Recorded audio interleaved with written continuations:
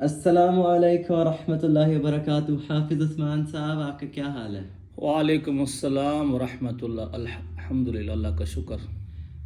حافظ صاحب، آج میرا آپ سے یہ سوال ہے کہ مجھے آپ ذرا روشنی ڈالیں فجر کی سنتوں کی اہمیت کے بارے میں، اور یہ بتائیں کہ اگر جماعت کھڑی بھی ہے فجر کی تو کیا بندہ پہلے 2 سنتے پڑھے گا یا جماعت کے ساتھ ملے گا؟ کیونکہ جو 2 سنتے ہیں وہ تو فجر سے پہلے ہیں، اور اگر وہ جماعت کے ساتھ مل جاتا ہے تو بعد میں اگر پڑھے گا تو لوگ یہ سمجھتے ہیں کہ فجر کے بعد تو سجدہ ہی منع ہے۔ تو اس کے بارے میں آپ کیا کہنا چاہیں گے؟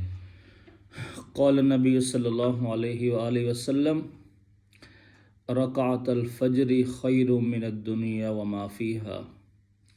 امام الانبیاء محمد رسول اللہ صلی اللہ علیہ وسلم نے فرمایا کہ فجر کی 2 رکعتیں یعنی فجر کی سنتیں یہ دنیا اور جو کچھ دنیا میں ہے ان سب سے بہتر ہے۔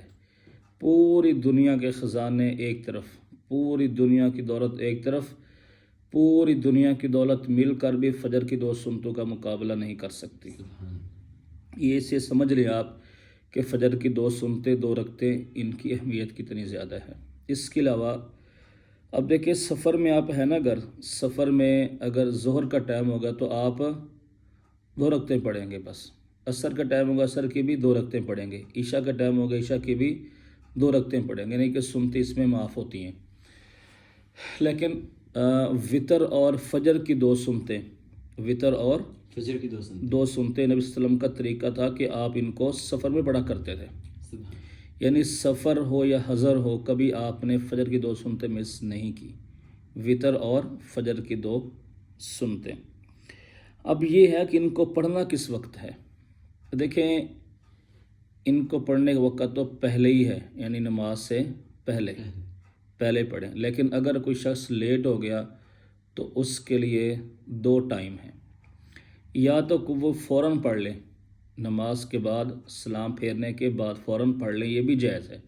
جس طرح کہ صحیح حدیث میں آتا ہے کہ ایک صحابی تھے جن کا نام تھا قیس بن عمر رضی اللہ تعالیٰ عنہ، فرماتے ہیں کہ میں فجر کی نماز کے بعد نماز پڑھ رہا تھا تو مجھے اللہ کے نبی نے سوال کیا یہ نماز کون سی پڑھ رہے ہو؟ تو صحابی نے کہا میری سنتے رہ گئی تھی پہلے والی، اب پڑھ رہا ہوں۔ تو آپ صلی اللہ علیہ وسلم خاموش ہو گئے۔ تو جس کام کو دیکھ کر اللہ کے نبی خاموش ہو جائیں وہ کام جائز ہوتا ہے، وہ کام جائز ہوتا ہے۔ اسے کہتے ہیں تقریری سنت۔ تقریر یعنی اللہ کے رسول نے اس کو ثابت رکھا ہے۔ اگر آپ صحابی کو ٹوکتے پھر تو منع تھا، لیکن آپ نے صحابی کو نہیں روکا بلکہ آپ خاموش ہو گئے تھے۔ ایک تو یہ بات۔ دوسری یہ اگر کوئی اشراق کے ٹائم پڑھتا ہے، اشراق کے ٹائم تو بھی جائز ہے، لیکن یہ طریقہ بالکل غلط ہے، حدیث کے خلاف ہے کہ اگر جماعت کھڑی ہو اور آپ جماعت کے ساتھ نہ ملیں بلکہ پہلے سنتے پڑھیں، یہ طریقہ اللہ کے نبی صلی اللہ علیہ وسلم کی سنت کے خلاف ہے، چونکہ حدیث میں آتا ہے آپ نے فرمایا اذا اقیمت الصلاۃ المکتوبہ فلا صلاۃ الا المکتوبہ، اس طرح کے الفاظ ہیں۔ آپ نے فرمایا کہ جب فرض نماز کھڑی ہو جائے، فرض نماز، تو پھر فرض کے علاوہ اور کوئی نماز نہیں ہوتی۔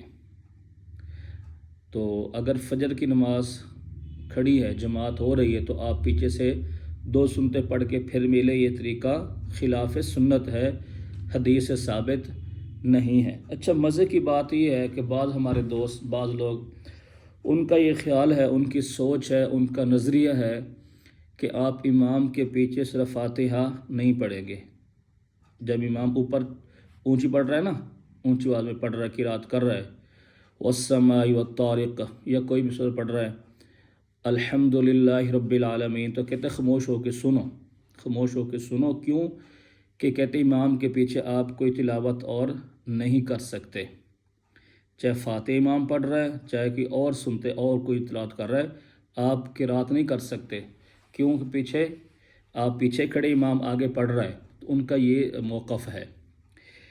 لیکن حیرت کی بات، لطیفے کی بات یہ ہے کہ وہی لوگ پہلے سنتے پڑھتے ہیں فجر کی امام کے پیچھے، امام قرات کر رہا ہے، امام نماز پڑھا رہا ہے، وہ بجائے امام کے ساتھ ملنے کے پیچھے سنتے پڑھیں گے، پہلے اپنی سنتے۔ اب سنتوں میں صرف فاتح بھی ہے اور سورت بھی ہے، تب وہ نہیں کہتے کہ یہ خلاف ورزی ہو رہی ہے قرآن کی۔ تو اس میں صحیح بات یہی ہے کہ اگر جماعت کھڑی ہے تو آپ جماعت کے ساتھ مل جائیں گے، اور جو سنتے آپ کی رہ گئی ہیں آپ ان کو نماز کے فوراً پڑھ لیں یا اشراق کے ٹائم پڑھ لیں، دونوں طریقے ہی ثابت ہیں، لیکن یہ طریقہ ثابت بالکل بھی نہیں ہے کہ جماعت کھڑی اور آپ پیچھے رکھتے پڑھ رہے ہوں۔ جی جزاک اللہ۔ اور یہ بھی بتائیں کہ جو بندے ہیں پیچھے امام کے، وہ فاتحہ کو کب پڑھیں؟ کچھ لوگ کہتے ہیں کہ امام جب خاموش ہو جائے فاتحہ پڑھنے کے بعد اس وقت میں پڑھیں، کچھ لوگ کہتے ہیں امام کے پیچھے پیچھے پڑھیں، کچھ لوگ کہتے ہیں امام کے ساتھ پڑھیں یا امام کے بعد پڑھیں، تو کب پڑھیں؟ کیونکہ فاتحہ پڑھنا تو ضروری ہے نا، اس کے بغیر تو نماز ہی نہیں۔ جی دیکھیں، اس میں یہ ہے کہ فاتحہ اپنے پڑھنی ہے لازمی۔ پہلے تو امام کو چاہیے کہ وہ الحمدللہ رب العالمین ٹائم دے، الرحمن الرحیم، تو یہ جو چھوٹے چھوٹے وقفے ہیں ہاں اس میں ان ساتھ میں ساتھ پڑھے۔ امام یکلخت ہو گیا الرحمن الرحیم مالک یوم الدین ایاک نعبد، اگر وہ سپیڈ سے پڑھتا پھر بھی آپ نے پیچھے پڑھنی ہے، یعنی فاتحہ آپ نے جیسے کیسے ساتھ پڑھنی ہی پڑھنی ہے، لیکن یہ ذرا نہیں ہے کہ آپ سکتہ امام کرے گا بعد میں، وہ نہیں ہے ثابت، ساتھ ساتھ ہی پڑھے گا، پڑھنی ضرور۔ البتہ فاتحہ کے علاوہ جو قرات امام کرے گا وہ آپ سنیں گے خاموشی کے ساتھ، مثلا والضالین آمین کہہ دیا، امام پڑھ رہا ہے قاف والقرآن المجید، آپ اس کو سنیں گے خاموشی کے ساتھ، لیکن فاتحہ آپ نے ساتھ ساتھ پڑھنی ہے۔ اگر آپ اس کی لیٹ نماز، آتے ہو پھر بھی فاتحہ ہاں پڑھنی ہے۔ فاتحہ پڑھنی ہے، جو بھی امام جہاں بھی ہو، فاتحہ بغیر نماز نہیں ہوتی، چونکہ تو واضح ہے۔ ٹھیک، جزاک اللہ۔ بارک اللہ۔ السلام علیکم۔ وعلیکم السلام ورحمۃ اللہ۔